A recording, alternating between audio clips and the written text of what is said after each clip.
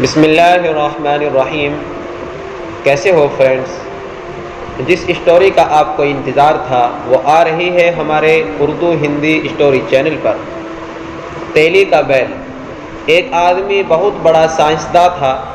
سائنسی تحقیق کے سلسلے میں کسی سفر پر تھا۔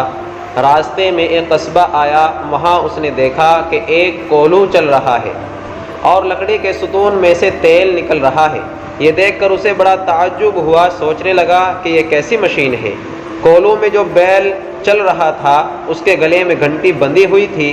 سائنسداں نے تیلی سے پوچھا کہ اس بیل کے گلے میں گھنٹی کیوں باندھ رکھی ہے؟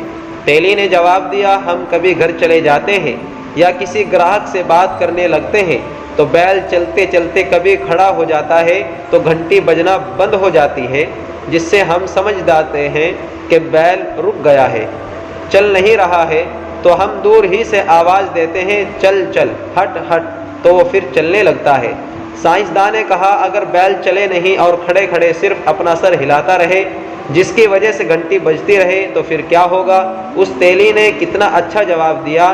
تیلی بولا، محترم، یہ آپ کے جتنا پڑھا لکھا نہیں ہے، ورنہ یہ بھی کرتا۔ اس طرح کی حرکتیں اور بے ایمانیاں زیادہ تر پڑھے لکھے لوگ ہی کرتے ہیں۔ فائدہ: مذہبی جھگڑے ہوں یا سیاسی، اکثر اس کے بانی مبانی پڑھے لکھے لوگ ہی ہوتے ہیں۔ اسی طرح دجل، فریب، دھوکہ دہی اور نفاق بھی اکثر پڑھے لکھے لوگوں ہی میں پایا جاتا ہے۔ جاہل آدمی اکثر سیدھا سادہ اور بھولا بھالا ہوتا ہے۔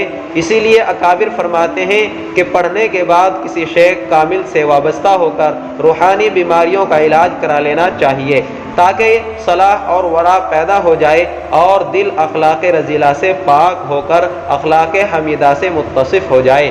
سامعین، اگر آپ کو ہماری اسٹوری اچھی لگی ہو تو کمنٹ باکس میں لکھیے اور آگے بھی شیئر کیجیے۔ ملتے ہیں اگلی ویڈیو میں، تب تک کے لیے السلام علیکم ورحمۃ اللہ وبرکاتہ۔